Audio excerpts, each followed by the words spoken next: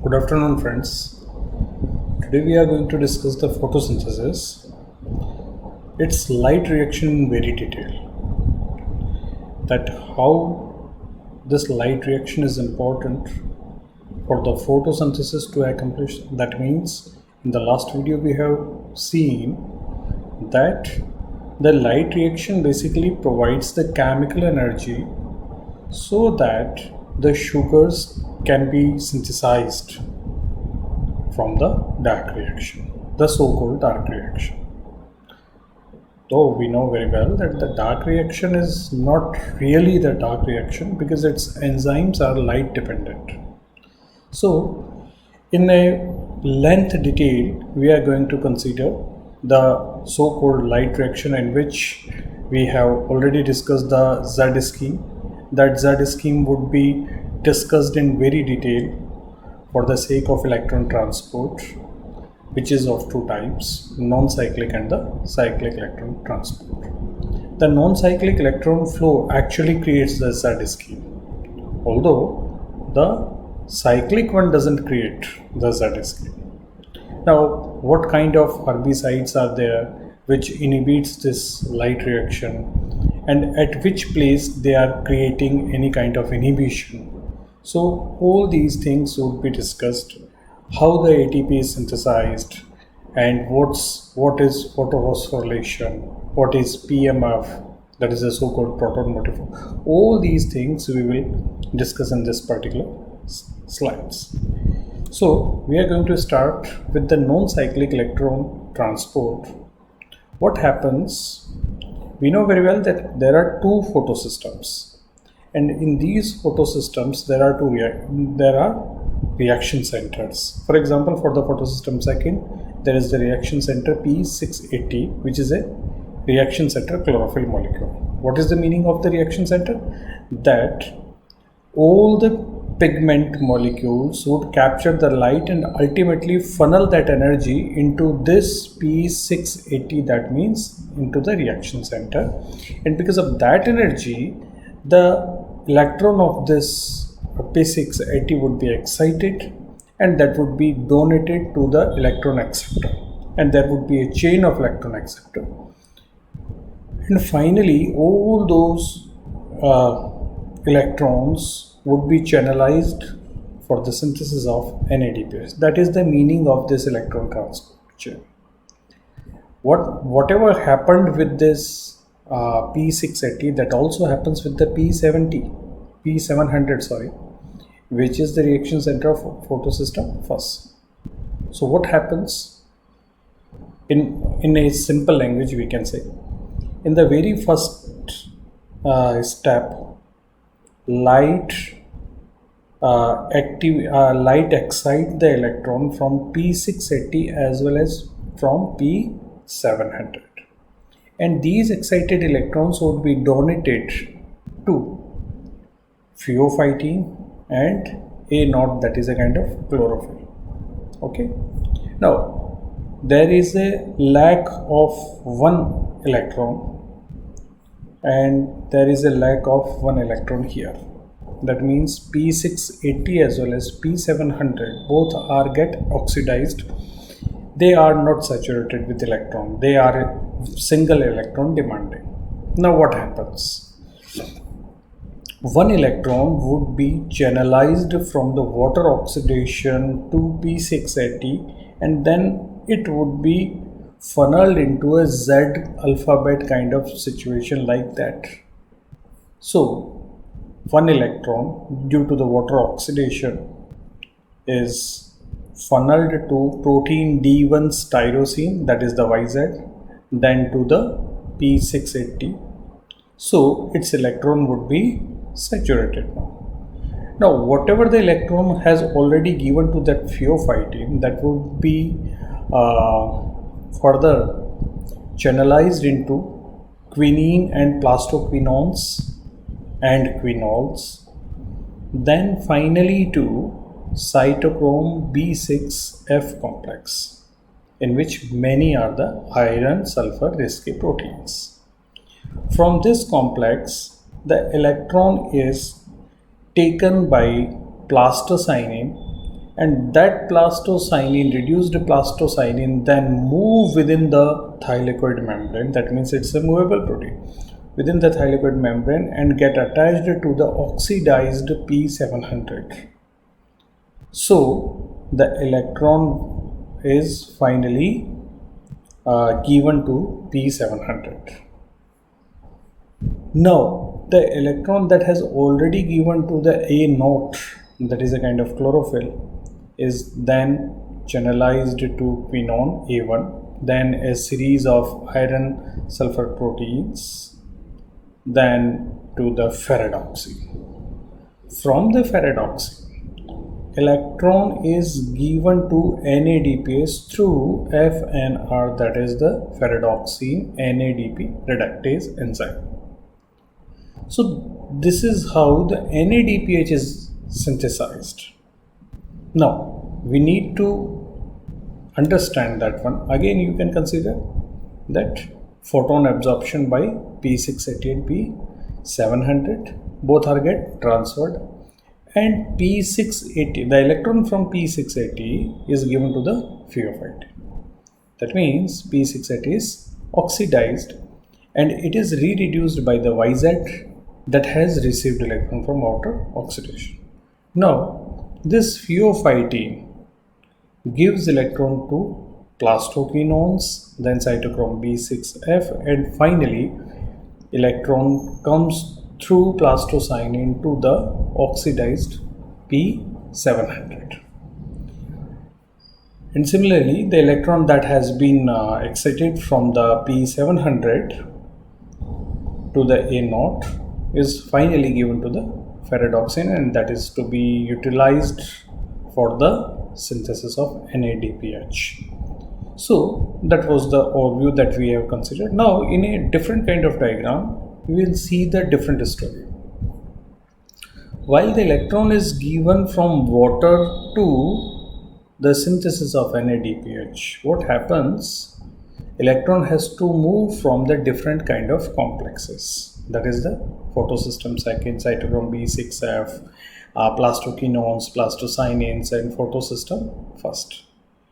While electron is moving, these proteins or these complexes are pumping the proton ions from stroma to the thylakoid's lumen.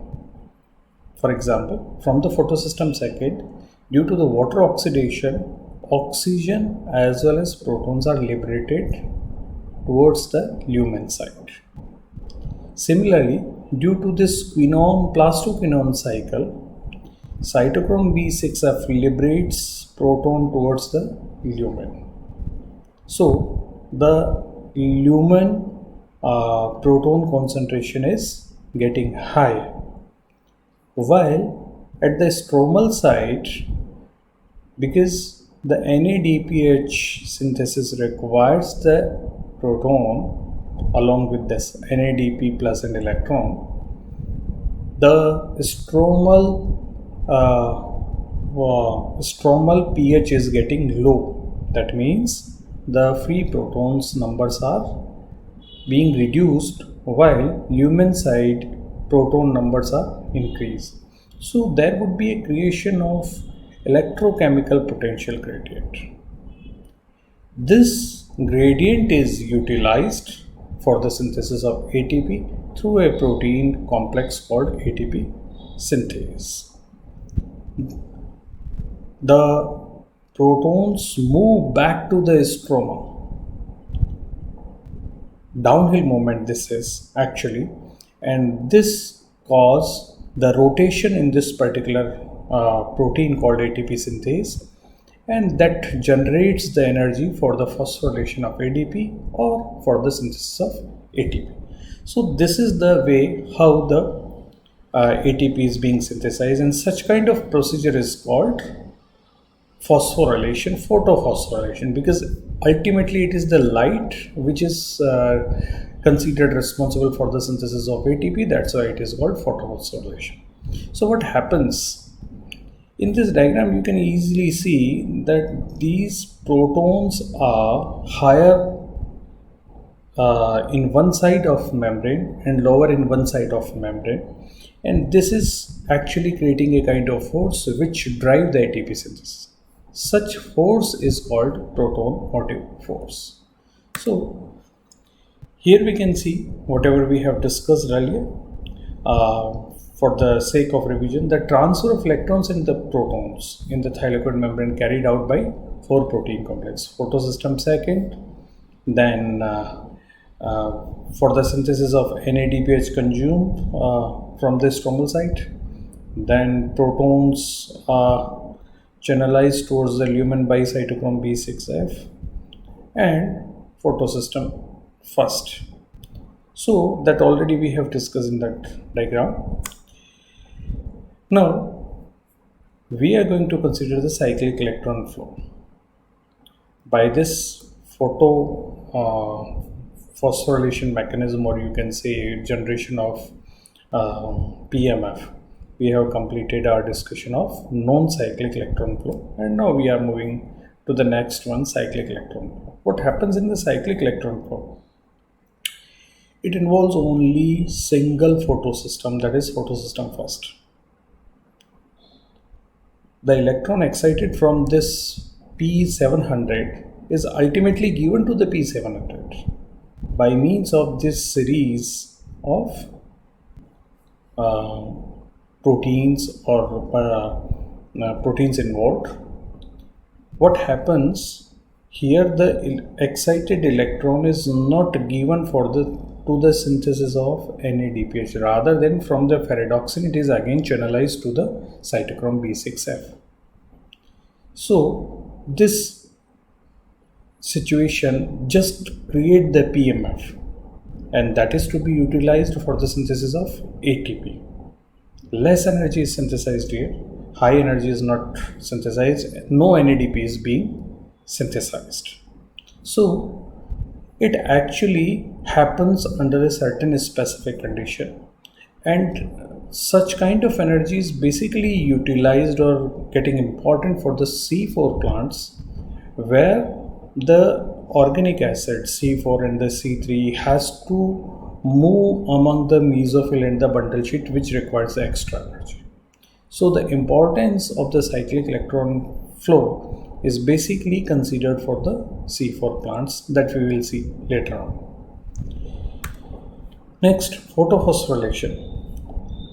That we have already discussed, that the Horner and the Frankel, they have demonstrated the photophosphorylation, and it was considered that photophosphorylation is nothing but the light dependent ATP synthesis, and this ATP synthesis is basically working on the model chemiosmotic mechanism, which was given by the Peter Michael for the oxidative phosphorylation actually, in which he proposed that it is the unidirectional transmembrane proton flow. That means at one side of the membrane proton concentration is higher, and the another side of membrane there is lower proton concentration, and this generation of PMF, proton motive force, is actually drive the ATP synthesis. So the same chemiosmotic mechanism is considered for the photophosphorylation. Now, the detailed study of the ATP synthesis, it is also called the CF0 and CF1. The CF0 is a part of ATP synthase, which is a transmembrane channel. That is, it is hydrophobic in nature, through which the proton can pass. And CF1 is actually the stromal side complex part of ATP synthase, which is synthesized by alternative alpha beta polypeptides, and it is the beta polypeptide which have the catalytic active site. What happens when the protons are moved back from lumen to stroma? That internal stack, which is mainly being synthesized from CF0 and partly of CF1, rotates, and this rotation is ultimately creating the energy for the phosphorylation of ADP. So at the stromal side there would be the synthesis of ATP. Now finally we are going to consider that in this light reaction, is there any herbicide which act? Yes, DCMU is the major herbicide that basically act on the plastoquinone binding site. Similarly, there is a paraquat, and that paraquat is basically act on the early electron acceptor of the photosystem first. That means A0, A1, that is basically inhibited because paraquat divert electron towards itself. So there would be no electron flow for the synthesis of NADPH for the FNR2 act, that is the ferredoxin-NADP reductase protein. So these are the things that we have considered. Thank you so much. Stay blessed, stay safe.